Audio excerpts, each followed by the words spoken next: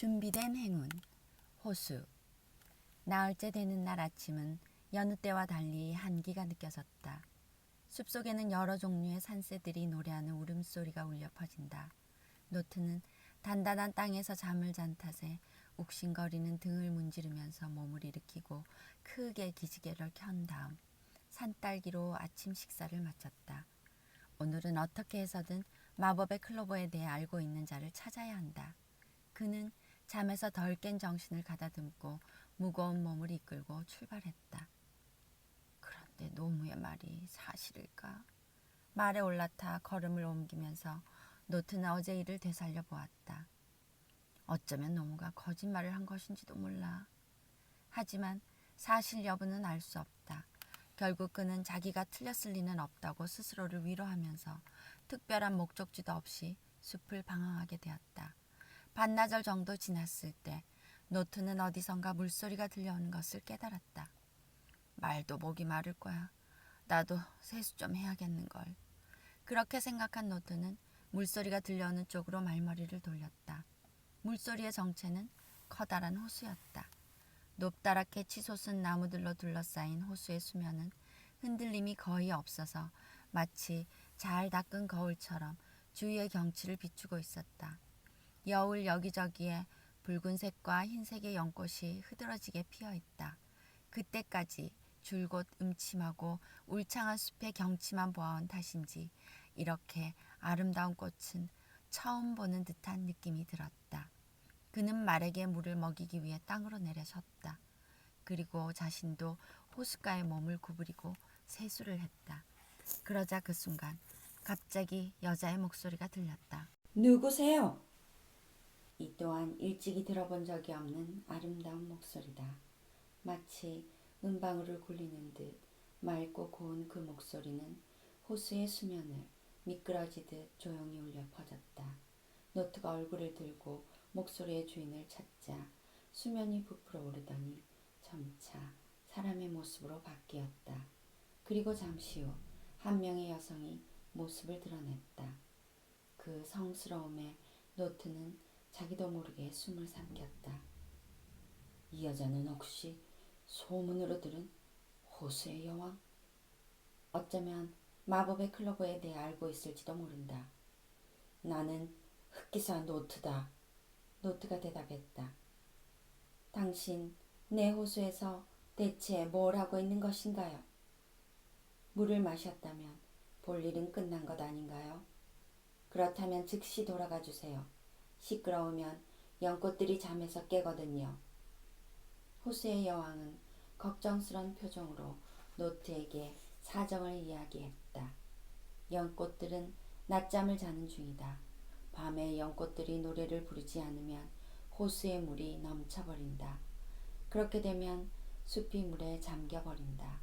그래서 낮에는 연꽃들이 잠에서 깨지 않도록 자기가 감시를 해야 한다는 등등. 알았다. 즉시 떠날 테니까 한 가지만 가르쳐주게. 노트는 호수의 여왕의 말을 가로막듯 말했다. 이 숲에 마법의 클로버가 자란다는 말을 들었는데 어디에 있는지 알고 있나?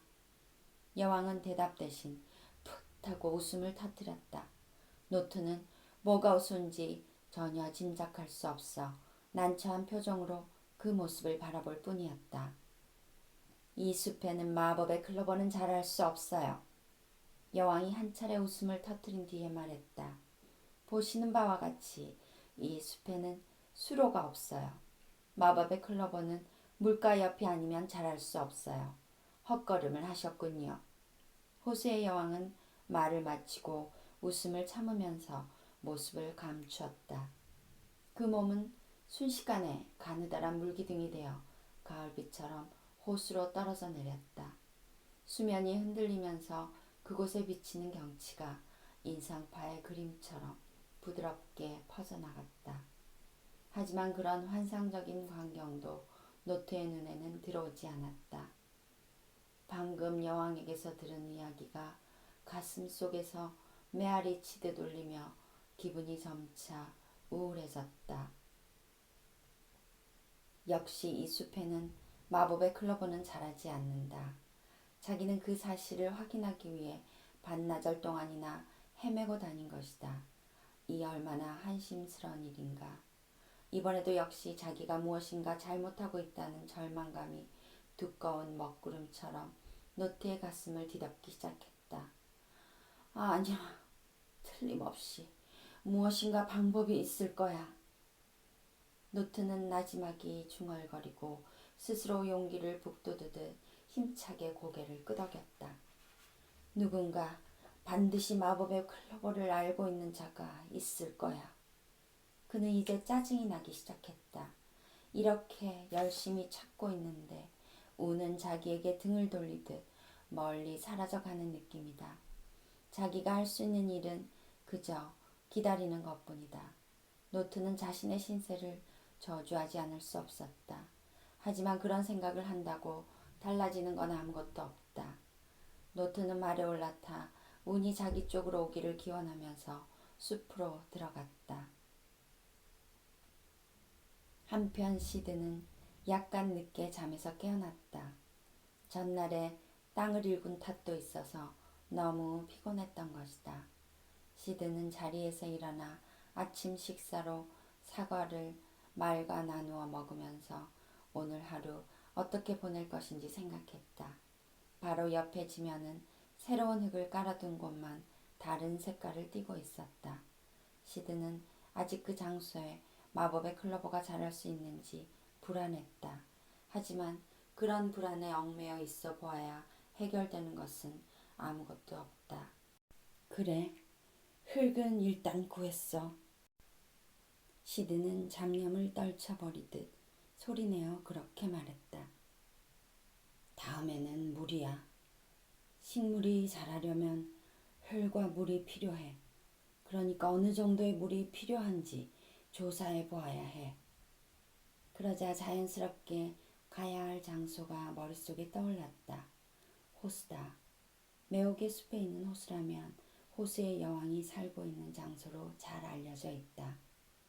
그곳으로 가면 무엇인가 단서를 얻을 수 있을지 몰라. 시드는 나지막이 중얼거리고 말을 타고 천천히 호수로 향했다. 이곳저곳을 찾아다니다가 마침내 호수에 도착한 것은 노트가 떠난 바로 뒤의 일이었다. 주위는 고요함에 쌓여 있었다. 시드는 그 정적을 깨지 않도록 조심스럽게 호숫가로 다가갔다. 하지만 운 나쁘게도 지면에 뒹굴고 있던 달팽이 껍질을 밟아버렸다. 껍질이 부서지는 메마른 소리가 유난히 크게 울려 퍼졌다. 대체 이곳에서 뭘 하고 있는 건가요? 그 소리에 호수의 여왕이 모습을 나타냈다. 연꽃들이 잠에서 깨잖아요. 볼 일이 없다면 즉시 이곳을 떠나주세요. 그리고 그녀는 노트에게 설명했던 것과 마찬가지로 연꽃과 호수의 관계를 설명했다. 그래서 저는 잠을 잘 수가 없어요. 낮에는 연꽃들을 지켜주어야 하고 밤에는 연꽃들의 시끄러운 노랫소리 때문에 잠을 잘 수가 없는 거예요. 시드는 깜짝 놀랐다. 물론 처음 보는 호수의 여왕의 아름다움 때문이기도 했지만 그보다 그녀의 말에 충격을 받았기 때문이다. 그 말이 사실이라면 시드는 물을 가져갈 수 없다. 연꽃을 깨우지 않고 물을 퍼가는 것은 아무리 생각해도 불가능한 일이었다. 하지만 이 숲에서 물을 얻을 수 있는 장소는 이곳밖에 없다. 즉, 달리 방법이 없는 것이다. 시드는 고개를 숙이고 머리를 저으며 물을 퍼가는 대신 호수의 여왕을 도울 수 있는 방법은 없는지 생각했다. 어차피 오늘은 달리 할 일도 없고 물을 얻지 못한다면 모든 것을 포기할 수밖에 없다. 물을 얻지 못하는 것도 심각한 문제이지만 그보다는 여왕이 끌어안고 있는 문제가 더 절실하게 느껴졌다. 연꽃들이 노래를 불러야 물이 줄어드는 이유는 무엇입니까? 시드가 목소리를 낮춰 물었다. 물에 출구가 없기 때문이에요. 호수의 여왕은 고개를 떨어뜨리며 맥 빠진 목소리로 대답했다. 이 호수에는 물이 빠져나갈 수 있는 수로가 없어요. 강으로 연결되어 있는 것도 아니고 그래서 연꽃들에게 의지할 수밖에 없어요. 연꽃들이 노래를 불러주어야 물이 증발하거든요. 그 말을 듣는 순간 시드에게 좋은 아이디어가 떠올랐다.